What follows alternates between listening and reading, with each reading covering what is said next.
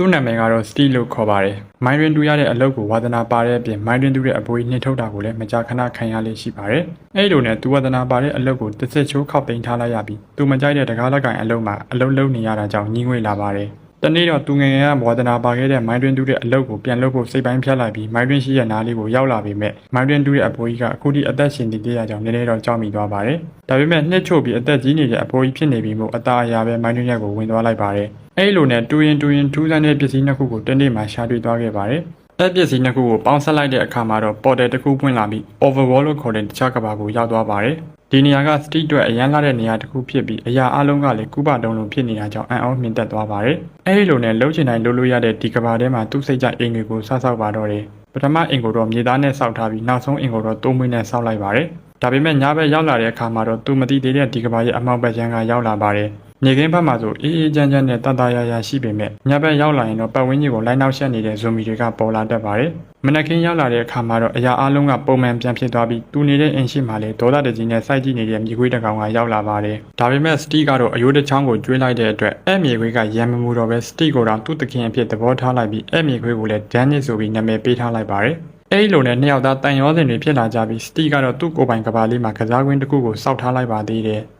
နှစ်တွေကြာလာပြီးတနေ့မှတော့စတီကထူးထူးဆန်းဆန်းနေရာနာကိုရောက်လာပါတယ်။တစ်တာတဲကနေမိခက်ကြောင်းနဲ့တန်မလီကိုတုံးလိုက်တဲ့အခါထူးထူးခြားခြားခင်းရောင်ပေါ်တဲ့တစ်ခုပွင့်လာပါတယ်။အဲ့ပေါ်တယ်ကိုတော့နေသားလို့ခေါ်ပြီးငရဲတကားဝါလို့လူသိများပါတယ်။အဲ့နေရာကိုစတီရောက်တော့အရာအလုံးကချော်ရည်တွေနဲ့ပြည့်နှက်နေပြီးလူလမ်းလျှောက်တတ်တဲ့ဝက်တွေကဝါရောင်ရွှေတုံးလေးတွေကိုလိုက်ရှာနေကြပါတယ်။ဒီငရဲလိုနေသားမျိုးမှာကြောက်စရာကောင်းတဲ့ဝက်တွေကိုထင်းချုပ်ထားတဲ့သူတစ်ယောက်လည်းရှိပါတယ်။သူကတော့စိုးမာကြီးမဲကိုရှာဖြစ်ပြီးစတီကိုတွေ့ချင်းသူနဲ့သူ့ရဲ့ခွေးကိုဖမ်းဖို့အမိန့်ပေးလိုက်ပါတယ်။စတီကတော့ဒီအပြာရောင်ကုပတုံးလေးကိုပေးမယ်ဆိုရင်နှစ်ယောက်စလုံးကိုလွတ်ပေးဖို့ပြောပေမဲ့မဲကိုရှာကလက်မခံဘဲနှစ်ယောက်စလုံးကိုထောင်ထဲထည့်လိုက်ပါတယ်။မဲကိုရှာကဒီအပြာရောင်ကုပတုံးကိုဘယ်လိုနေရာမှာကောင်းကောင်းအသုံးချရမလဲဆိုတာသိတဲ့အတွက်လက်အောက်ငယ်သားတွေကိုခိုင်းပြီး overall မှာရှိသမျှရွှေတွေအားလုံးကိုသိမ်းယူဖို့ကြံစီနေတာပဲဖြစ်ပါတယ်။စတီကတော့သူ့ကိုယ်ပိုင်ကဘာလေးကိုဝမ်မိတ်စာတွေကဖျက်ဆီးတော့မှမို့ပြန်ခဲ့ဖို့ကြိုးစားရပါတော့တယ်။သူ့ခွေးကိုညီနဲ့ထောင်ထဲကနေထွက်လာပြီးအပြာရောင်ကုပတုံးလေးကိုလည်းမဲကိုရှာလက်ထဲကနေပြန်ယူလာနိုင်ခဲ့ပါတယ်။စတီကသူ့ရဲ့ခွေးကိုအပြာရောင်ကုပတုံးလေးထည့်ပေးလိုက်ပြီးလက်တွေ့ကဘာကသူ့အိမ်ကိုတွားထားပေးဖို့အကူအညီတောင်းလိုက်ပါတယ်။သူကတော့ဝက်တွေရဲ့လက်ထဲမှာအဖမ်းခံလိုက်ပါတယ်။သူ့ခွေးဒန်နဲ့လည်းစတီပြောတဲ့အတိုင်းအသေးချာလိုက်နာပြီးလက်တွေ့ကဘာကသူ့အိမ်ရဲ့ကတင်အောက်မှာတွားထားလိုက်ပါတယ်